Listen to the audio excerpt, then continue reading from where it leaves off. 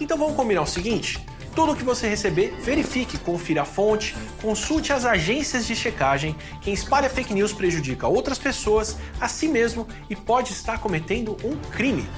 Se for fake news, não transmita. Justiça eleitoral, a justiça da democracia.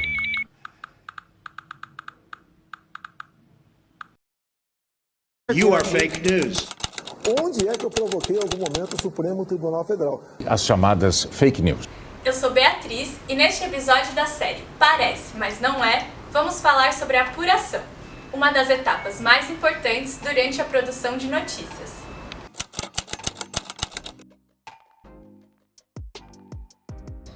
A apuração no trabalho jornalístico busca todas as informações necessárias para confirmar o que está sendo mostrado.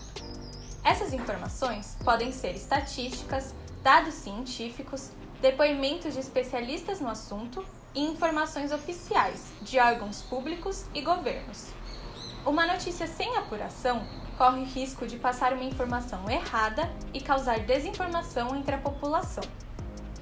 Todas as fases são importantes, mas se você não tem apuração, as outras não têm nenhuma importância porque não existe o que fazer sem as informações apuradas.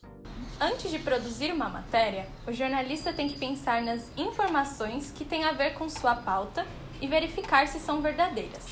Para uma entrevista com as fontes, por exemplo, o jornalista precisa ter certo domínio do tema, e isso só é possível através da apuração. Em conteúdos falsos, a apuração não existe ou é realizada de maneira errada para alinhar com os interesses de quem está divulgando aquilo. Um exemplo é este post que circulou pelo Facebook sobre o fundador da Microsoft, Bill Gates. Como podemos ver, a fala é de um suposto médico, que não apresenta nome e nenhuma outra identificação. Também não há nenhum outro relato que confirme essa declaração. Aqui não houve apuração e, portanto, trata-se de um conteúdo falso.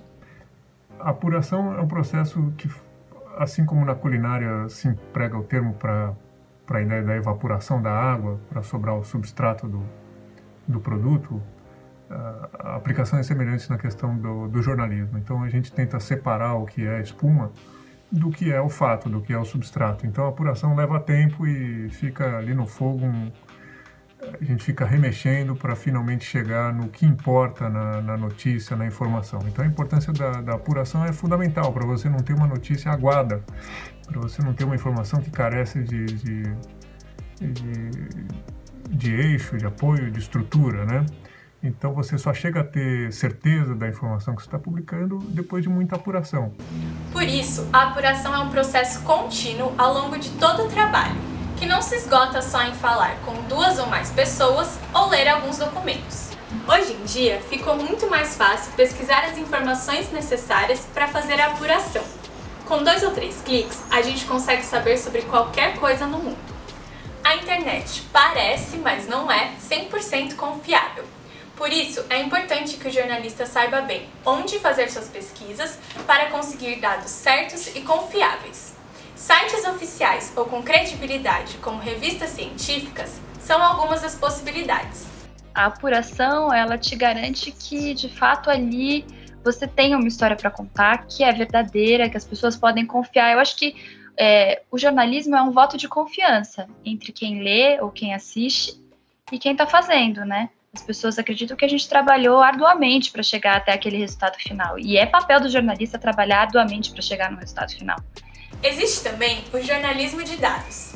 Apesar do termo ser um pouco paradoxal, já que não existe apuração sem dados, ele se baseia em jornalistas especializados na apuração, tabulação e cruzamento de dados. Um exemplo disso são as equipes de jornalistas do Monitor da Violência do G1. Aquelas informações que você costuma escutar na televisão, tal estado é o que mata mais jovens no Brasil, vem desse trabalho de apuração de dados. E isso tudo é apuração. Vamos deixar bem claro, não existe reportagem sem apuração. O jornalista sempre vai precisar buscar esses dados. Não tem como prever essas informações sem pesquisar e realizar consultas antes. Já os conteúdos enganosos parecem notícias, mas não são.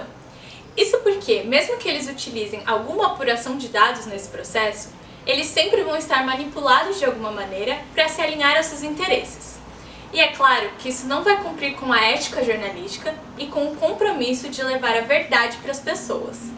A gente tem que checar e rechecar, e se a gente tiver a possibilidade de passar um tempo nas histórias para ter certeza do que a gente está falando, porque faz parte da ética da nossa profissão não levar informações que são erradas, né, ou que não são verdadeiras.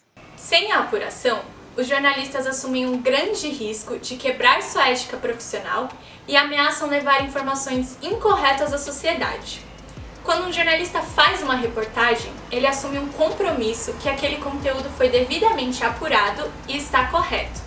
Até o próximo episódio. Por isso que é importante você checar tudo antes de compartilhar. Recebeu alguma coisa no WhatsApp ou no Facebook? Não compartilha. Verifica se isso está em algum jornal, se tem site de credibilidade falando sobre isso. Não se deixa cair por notícias que não usam mais de uma fonte ou que usam chamadas escancaradas. Até mesmo imagens podem estar te enganando. Com uma breve pesquisa no Google, você consegue saber se aquela imagem é um conteúdo manipulado ou não. Portanto, se você recebeu alguma coisa, verifica antes de compartilhar.